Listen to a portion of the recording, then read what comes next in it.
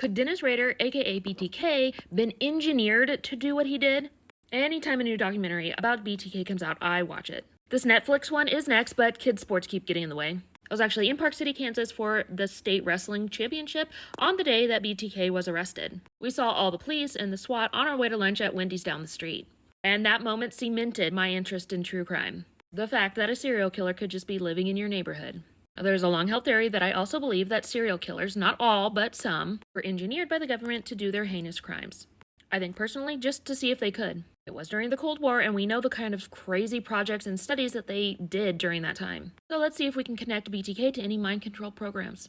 Dennis Rader grew up in a fairly normal home. You look into his childhood, literally nothing stands out as a red flag, except for the fact that he started having violent fantasies around the age of 8 to 10. He called his urges Factor X, kind of like Dexter's Dark Passenger if you're a fan of the Dexter series. And here's a couple quotes from Rader about Factor X. Quote, "I don't know, it just came on," end quote.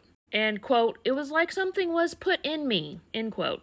Now let's fast forward to his military service, because there's always military service. He was in the Air Force from June 1966 to August 1970, and then the Air Force Reserves until 1972. For context, his first murders, the Otero family, happened in 1974. He served at Brooklyn Air Force Base in Alabama and then overseas. He was a maintenance specialist and also did some clerical work. But where did he do his basic training? That would be at Lackland Air Force Base in San Antonio, Texas. Now, of course, there is no official connection between Lackland Air Force Base and Project MK You-Know-What. But that doesn't really matter because of what we do know that they were doing at Lackland at the same time that Dennis was there. Of course, Lackland was home to Air Force training, but also psychiatric evaluation and recruitment testing programs. The base's School of Aviation Medicine, later Brooks Air Force Base nearby, conducted psychological and stress studies on airmen starting in the 50s. They did studies into sensory deprivation, fatigue, and interrogation resistance studies, kind of like the behavioral work that the agency was doing at the same time. Down the road at Brooks Air Force Base, they were doing aerospace medicine and human performance experiments, some involving hypnosis and EEG in altered states.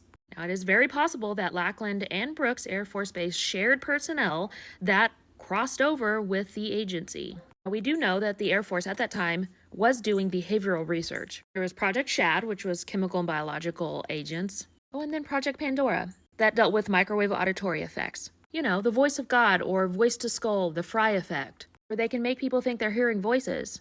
Now, this is my own opinion, but I think it is definitely possible that an odd, withdrawn, and robotic Raider with a propensity for violent sadism was pushed over the edge and engineered to become the complete monster that he was. What are your thoughts on this?